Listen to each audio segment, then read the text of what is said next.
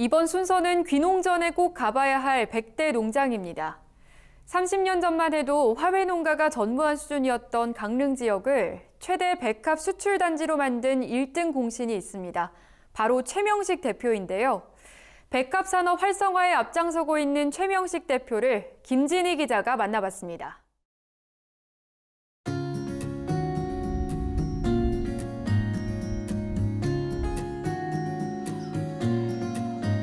저는 오늘 강원 강릉시에 나와 있습니다.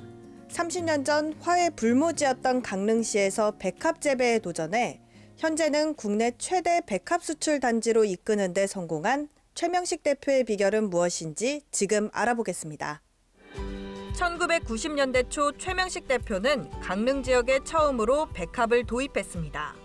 고랭지 지형을 활용하면 백합을 연중 내내 생산할 수 있다는 점에 착안한 겁니다. 특히 강릉서 특히 하게 된 동기가 사계절 내내 백합이 수출 나갈 수 있기 때문에. 왜 그러냐면 제주도라든가 충청도, 경기도 같은 데는 겨울철엔 가능하지만 여름철에 나갈 수가 없어요. 그래서 여름철 같은 데는 해발 한 600고지 정도 돼야 재배가 가능하기 때문에 강릉에서 터를 잡았던 겁니다. 여름철에는 노지에서 고랭지에서 재배를 하고 봄과 가을, 겨울은 우리 온실에서 재배를 하고. 외국 품종과 수입 구근에 의존해서는 한계가 있다고 생각한 최 대표는 국산 신품종 시험 재배와 백합 종구 국산화에 앞장섰는데요. 계속된 노력 끝에 강원 지역에 정부와 농가가 함께 재배 기술을 연구하는 종구 생산단지가 조성됐습니다. 네덜란드 품종을 수입해다 심다 보니까나 식재를 하다 보니까나 그 본인이 원하는 시기에 공급을 제대로 할 수가 없어요. 예를 들어 요 이제 며칠 안 있으면 이제 부활절이 오잖아요. 부활절에 심으려면 적어도 1월달, 2월달에 식재돼야 부활절에 가능하거든. 그러나 이게 외국서 오다 보니 참 그런데 애로사항이 참 많았어요. 국내 품종이 옮기 때문에.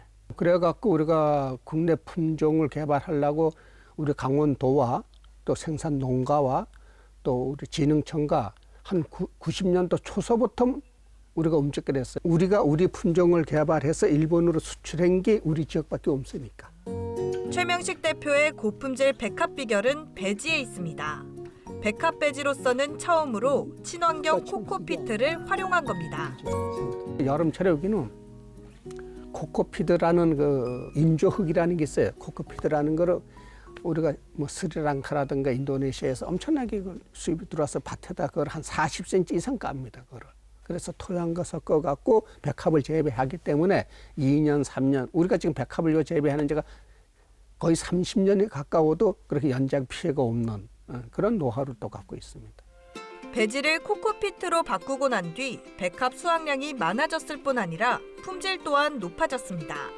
코코피드 재배해보니 월등하게 수확량이라든가 그 작물을 키우는 그 기간도 좀 단축시킬 수 있는 그런 또 효과도 있었어요. 백합 구근을 100개를 심었을 때 우리가 상품 가치로 나오는 게 보통 농사를 잘 짓을 때가 보통 한 80%에서 85%로 봅니다. 일반 토양에서는. 그러나 코코피드를 사용했을 때는 거의 90%, 95%까지 수확량을 보는 그런 결과가 났어요. 코코피드가 그 산성이 맞는 그 원료예요. 그러다 보니 좀 백합 구근이 좀 단단해지고 매대가 좀 짧아집니다. 그러다 수명이 조금 더 길어지고 또 그 대가 좀 단단해지죠.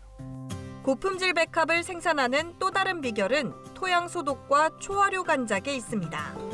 코코피드를 사용하면 연작 피해를 약 한 40%에서 50% 막을 수가 있습니다. 그리고 또 일반 토양 1년에 아니면 2년에 한 번씩 또 소독을 하고 토양에다 어느 정도 일정 양의 약을 뿌려주고 비닐을 덮어서 온도를 높여주는 거야. 그러면 뭐 충이라든가 균이라는 게 그 열에 못 이기고 다 이렇게 소멸되는 그런 효과가 있죠.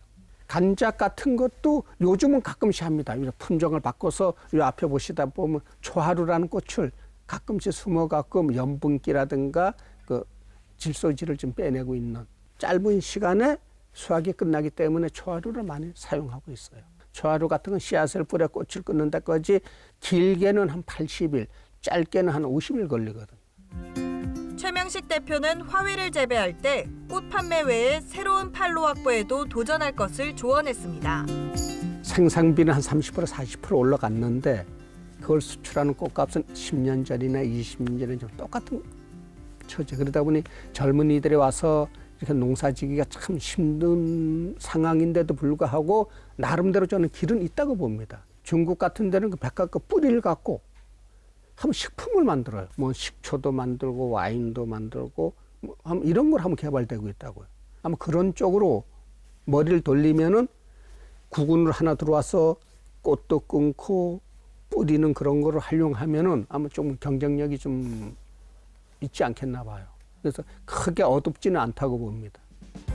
또한 한 가지 품종에만 몰두하지 않고 다양한 품종을 함께 키울 것을 추천했습니다. 예를 들어 1000평을 농사를 짓는다 하면 3-4가지 품종을 층계별로 식재를 하고 층계별로 일을 할 수 있는 이렇게 도전하는 게 좀 이렇게 소득 면에서 좀 낫다고 봅니다. 한 가지만 너무 이렇게 많은 평수를 하지 말고 이렇게 한 200평씩 아니면 150평씩 여러 가지 품종을 일본 바이아들도 백합에 장미도 조금 들어오고 국화도 조금 실리고 백합도 이런 그 패키지 쪽으로 들어오는 걸 더 선호하더라고요. 그래서 아마 귀농인들이 꿈을 꾼다면 그런 쪽을 미리 좀 염두에 두고 도전하는 게 실패를 좀 줄일 수 있는 방법이 아닌가 봅니다. 최명식 대표는 백합과 다른 꽃들을 한데 엮은 패키지 상품을 만들어 수출 시장 확대를 꾀하고 있습니다. MBS 김진입니다.